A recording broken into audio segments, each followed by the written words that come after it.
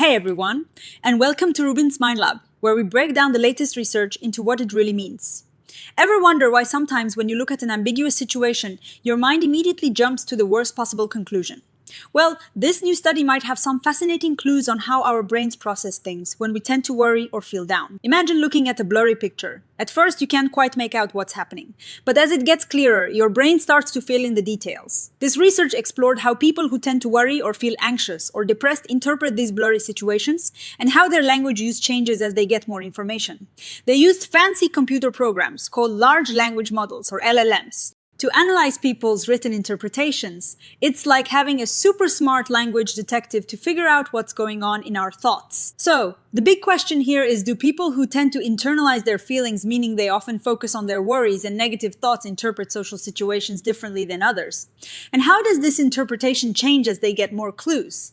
They wanted to see if language could give us a window into these inner thought processes. They were particularly interested in how people use words to describe things, whether they focus on concrete details you can see and touch, or more abstract ideas like thoughts and feelings. You see, when we feel down or anxious, it really affects how we see the world, especially when it comes to other people and social situations.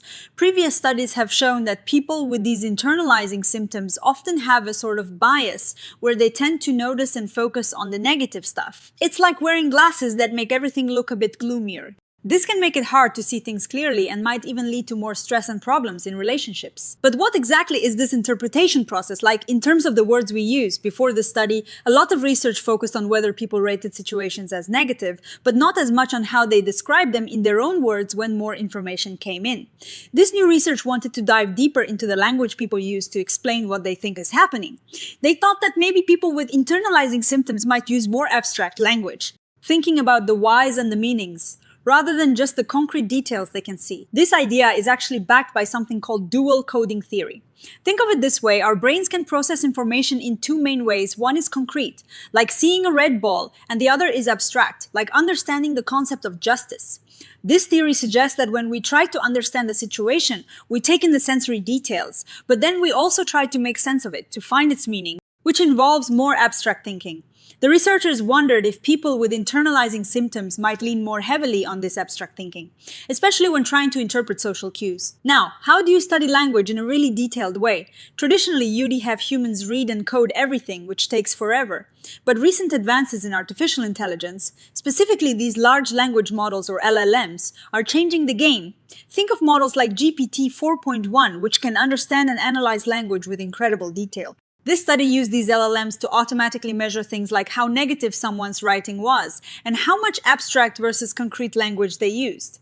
This is a huge leap because it allows researchers to study language patterns in huge numbers of people's writings quickly and efficiently. To understand the different flavors of internalizing symptoms, the researchers used a statistical technique called principal component analysis.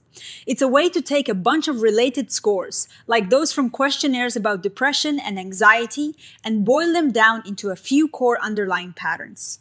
They identified three main components in people's symptom scores. One was what they called activated general distress. Another was cognitive trait internalizing symptoms, which really captures that tendency to worry and think abstractly. And the third was non-depressive anxiety symptoms. This helped them see which specific aspects of internalizing symptoms were related to the language patterns they were observing. They had two main predictions. First, they thought that people with higher internalizing symptoms would show a negativity bias, meaning they'd interpret things more negatively, and this would be especially true for negative situations. Second, they hypothesized that people with higher internalizing symptoms would use more abstract language and less concrete language in their interpretations. So, how did they actually do this? They recruited participants and had them look at 24 ambiguous social images. These images were presented in 3 stages. Stage 1 was super blurry, Stage 2 was less blurry, and Stage 3 was perfectly clear. For each image, at each stage, participants had to write down what they thought was happening in their own words.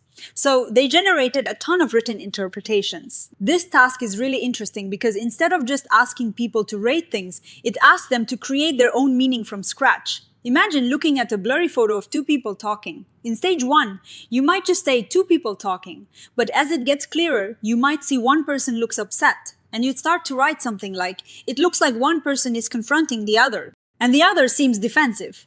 That's the kind of interpretation generation they were studying.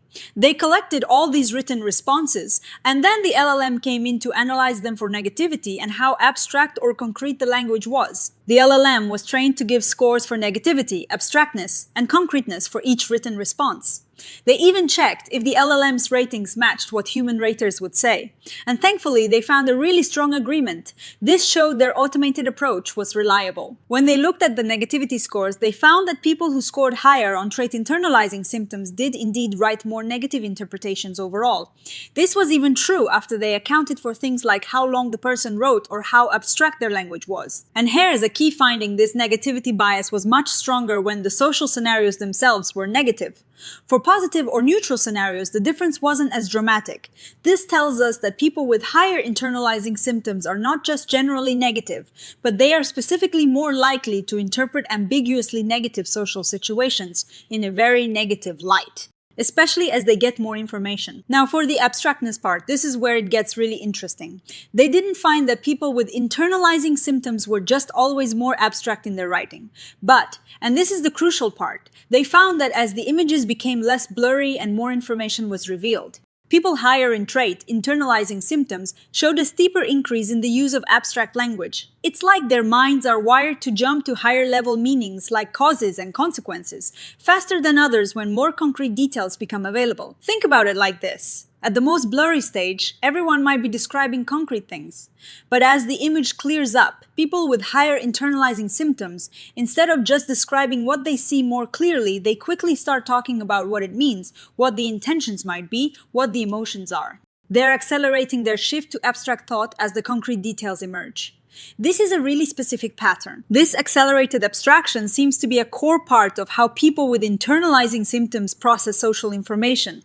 It's not that they can't see concrete details, it's that they are quicker to move beyond them to abstract interpretations. So what does this all mean? This study confirms that people with internalizing symptoms often have a negativity bias in how they interpret social situations.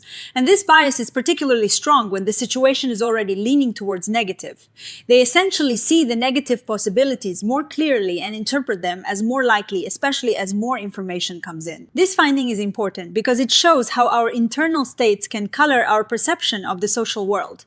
If you're prone to worry, you might naturally focus on the negative aspects of an interaction. And this study suggests that as you get more information, that negativity can actually become even more pronounced in your interpretation. This could create a bit of a feedback loop, reinforcing negative expectations and making it harder to see positive outcomes. The really novel finding here is the accelerated abstraction. It's not just about being negative, it's about how you process the incoming information. When more specific details become available, people with higher internalizing symptoms seem to rapidly engage in more abstract thinking. This could be linked to processes like overgeneralization, where a single negative experience is quickly generalized to all similar situations. It's like their brains are quickly trying to find the underlying rule or meaning, which can be adaptive in some ways.